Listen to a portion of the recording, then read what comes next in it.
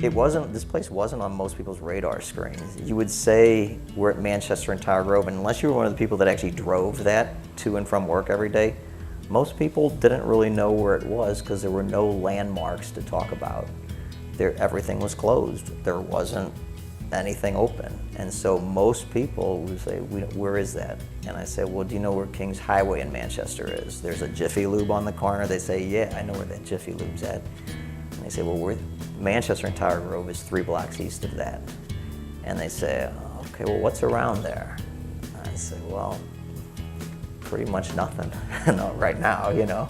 And at the time, that was back in like 2000. And now it's on everyone's radar screen. This particular building, the Mangrove building, used to be Karp's department store, and it's on the corner of Manchester and Tower Grove. And this was a vibrant, thriving shopping district at one point. There was a movie theater on it, and then all kinds of shops up and down the street.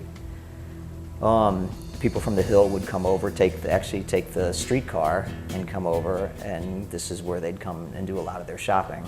Okay, it closed its doors in 1970, and I think it was like the neighborhood department store, and so I think that was a big blow to the area probably. But other stores had been closing. I mean, I've talked to other people, older than me, and then these are the stories I've heard. I've looked at old pictures, and I can see, like in the 60s, you can tell by the cars, you can see like, tattered awnings or maybe some boarded up windows, or the types of stores, or just like it was starting to become a neighborhood that seemed to be falling out of favor. There's so much to celebrate about what's happened down here. Just for starters, the word community comes to my mind. This has been a really successful renaissance of an entire area, Forest Park Southeast and the Grove. And it's the result of so many different individuals coming together, taking risks, investing heavily, whatever their resources were, whether time or talent or administrative skills, financial resources, whatever it's been, it's taken all of it.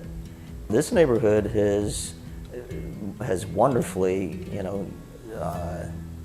stayed on a path of being a residential area, a diverse residential area, and the Manchester Avenue itself, an entertainment and shopping district, which is doing very well now.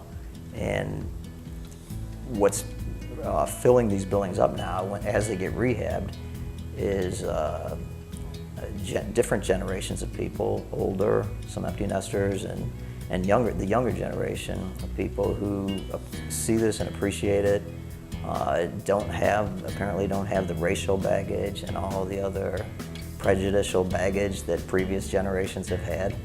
And I think there seems to be a tremendous love for the city, and I think that's what's going to help it continue to grow.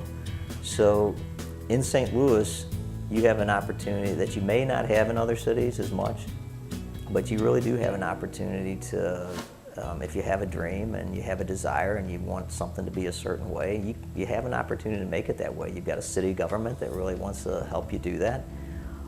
You've got, chances are you'll have neighbors to work with, and just bring everything you got, and you won't be disappointed. You'll be really happy to do it, that you did it.